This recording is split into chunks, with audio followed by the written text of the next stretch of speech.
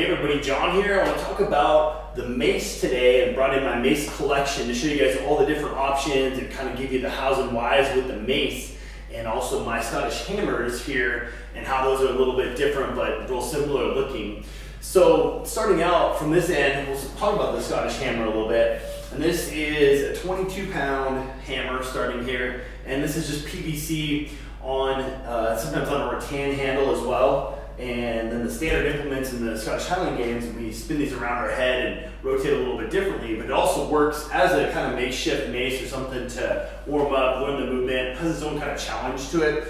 So I like that. It's just easy, something I have on the field already.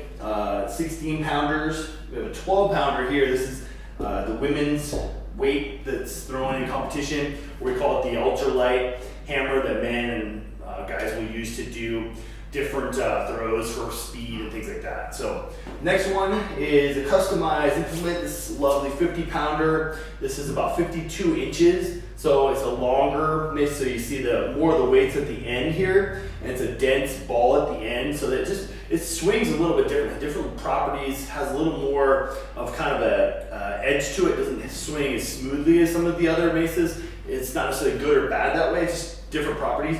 This is 50 pounds. This was done by Middleton Fabrication, Garrett Middleton. You see it's pretty cool with our logo on there too. So nice, different kind of option.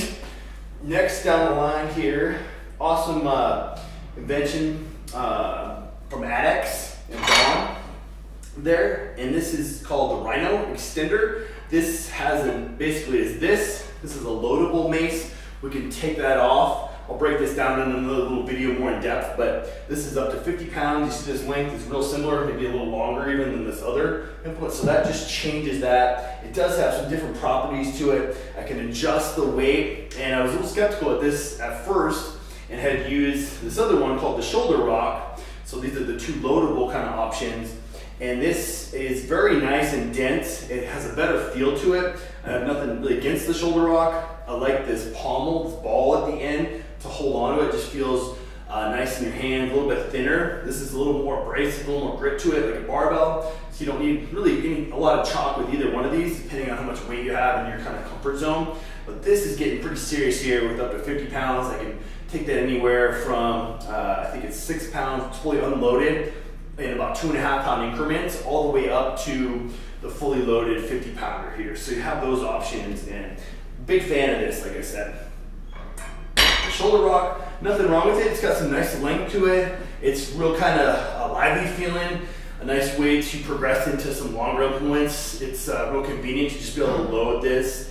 So you ship and you buy this just separately, and you add your own plates to it, so you can customize that. It does get pretty limited. I found over, say, about 20 pounds or so, 2 like 10-pound plates or 5-pound plates in there. It doesn't cinch up quite as well. The plates start moving around. It gets a little sketchy feeling. So anything over about 20, I think it kind of has its limitations there. Where again, the ADEX Mace, you can load that. That feels great all the way through the spectrum. It's a little more, not quite as durable as some of these other ones too, so I wouldn't want to drop it on the ground or try to throw it for distance. It's something you want to be a little more careful. It's not something we have people pick up always first time out. We'll have them use some of these lighter ones.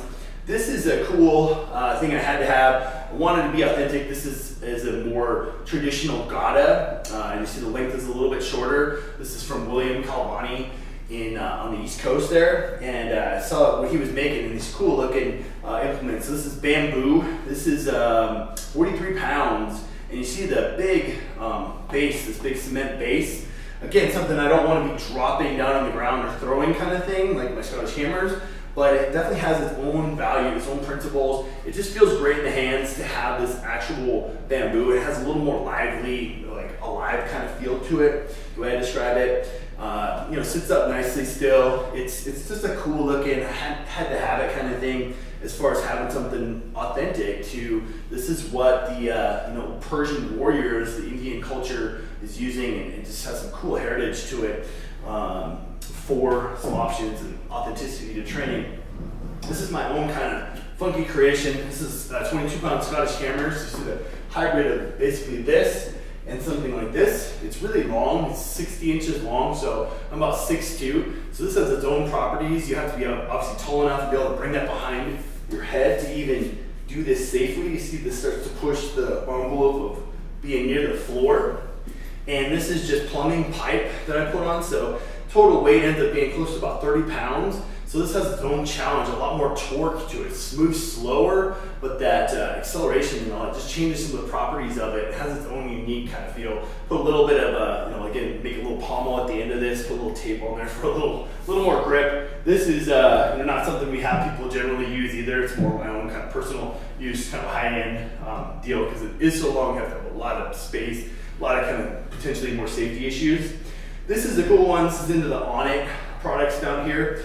Onnit makes some real good workhorse, durable maces. So this is the quad mace. So this is 25 pounds. You see this wood handle. It's a little thicker handle. I don't love the thickness. I've kind of taken a little bit of the lacquer off of it. I like the more natural kind of wood feel there too, so that's kind of cool. It's got a cool look to it. Feel, again, not as durable. I don't want to drop this down or kind of miss reps and things like that. So it keeps me honest. Got some good length to it. I do like that. Being a taller guy, this would be really challenging. Like very, very strong lady could do this kind of weight, or guys working into things, and depending on the rep ranges and things like that, it has its own cool thing to it. The final ones down here, these more traditional steel maces you see are a lot shorter. They have their own unique properties to them as well, but very durable. You can slam tires with this. I feel comfortable trying to throw this. It's dense. It's just kind of not as alive feeling, not as fun to me in the higher form of training. Once you've had something else in your hands besides these just have a lot more unique properties, a lot more kind of fun factor challenge to them. This is 20, 15, 10s. This is actually a set for set, just to compare the two.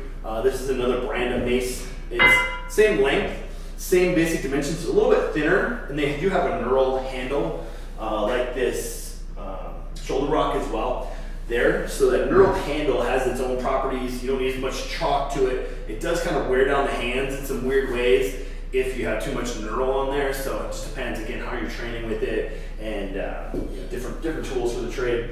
So last one, this is just a nice lead-in 7-pounder. It's almost like a real long club, but a lot of ladies it's less intimidating to start out with. It doesn't have the same properties. It doesn't feel alive at all. That swing weights and just kind of pendulum action just doesn't have the same feel, but it's not a bad place to start. These are pretty inexpensive too. So a nice starting point.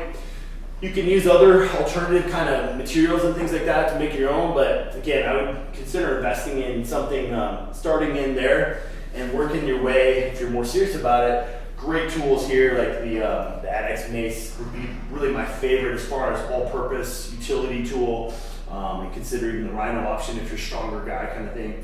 The Scottish Hammer's own unique thing for my Highland Games friends. It's a cool tool, entry point, or just something to warm up and utilize. It's just a unique kind of way to get the body moving from there. So there's a little rundown of my maces and how and why I use them. So hope that helps, and find it